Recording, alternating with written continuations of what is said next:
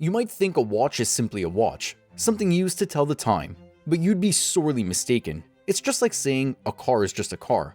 Well, we can tell you that a Bugatti is definitely in a league of its own, and so are some of the watches that are worn by world leaders. And more than a few watches worn by current and past heads of state have some very interesting stories behind them, such as a watch given to JFK by Marilyn Monroe. Why did he order one of his aides to get rid of it? Where did Kim Jong-un get his Omega DeVille, and why did Richard Nixon send his Rolex back? Also, ever wondered what happened to Che Guevara's beloved Rolex? The answer might send shivers down your spine. From the sitting US President Joe Biden and several of his predecessors to Winston Churchill and Emmanuel Macron, let's take a look at some of the watches worn by world leaders. You've heard the saying, dress to impress, or dress for the job you want, right? Well, world leaders already have a pretty impressive job, and they have to dress accordingly every single day, from their shoes to their ties, and most definitely their timepieces. Think about it. When your job involves bearing the political weight of your country on your back and being the spokesperson for millions of people, your appearance can play a pretty important role in how you are perceived by others.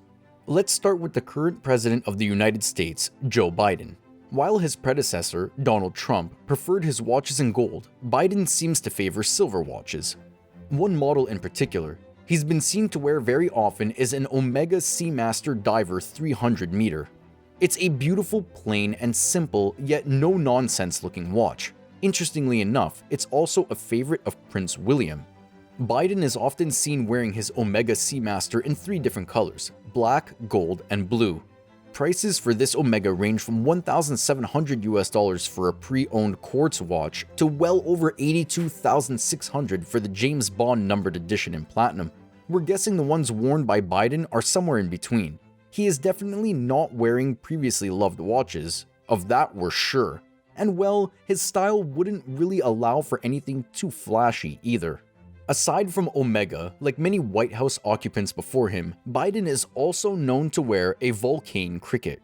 Depending on the exact model, these classic-looking watches can cost anywhere between $1,000 and $12,000. One of Biden's most famous predecessors, John F. Kennedy, was also a fan of Omega, though in the 60s, watches were far less extravagant. One of the several watches owned by America's Golden Boy, and one that features in numerous pictures, is an Omega Ultra Thin with an engraving on the back. It was a gift given to him by Grant Stockdale just before his election in 1961. Kennedy adored this watch and wore it at his inauguration. A little interesting fact about this classic timepiece is that it's often mistaken for a Cartier tank. Another watch in the former and late president's collection was one with a bit of a story behind it. In 1962, on his birthday, the iconic Marilyn Monroe gifted him a solid gold Rolex day date. She had it inscribed on the back with the following: Jack, with love, as always, from Marilyn, May 29, 1962. Former President Barack Obama was much more of a hands-on kind of president, and his watches also reflected that. His own collection consisted of a few no-frills Tag Heurs. Though on his 46th birthday, the Secret Service gifted him a rather interesting watch, and we're calling it interesting because we don't want to be rude. In 2007, the Secret Service gave Obama a Jorg Gray 6500 chronograph. It has a generic dial, garnished logo, and insignificant, but reliable to be fair, Japanese movement. So it was interesting. Over to Europe now. With French President Emmanuel Macron and his modest Merci LMM01, and by modest, we mean it's only worth about 399 euros, Macron does switch it up a little from time to time and is often seen wearing a rectangular silver watch, also easily mistaken for a Cartier tank. Upon closer inspection, it's actually a Longines Dolce Vita, which when bought new go for about $5,000 to almost $8,000. What about President Vladimir Putin? This should be good. Before we tell you more, remember to hit the like and subscribe buttons. The Russian head of state prefers watches that aren't made of steel, most notably his platinum A. Lang & Zona Turbograph Perpetual pour le Mérite, which is worth €500,000 or $564,000 and limited to 50 pieces. Another platinum beauty he enjoyed in the past was a Patek Philippe Grand Complication reference 5208P-001, which cost a million Swiss francs, new and was sold at auction in July 2017. As for Kim Jong-un, prepare to be disappointed.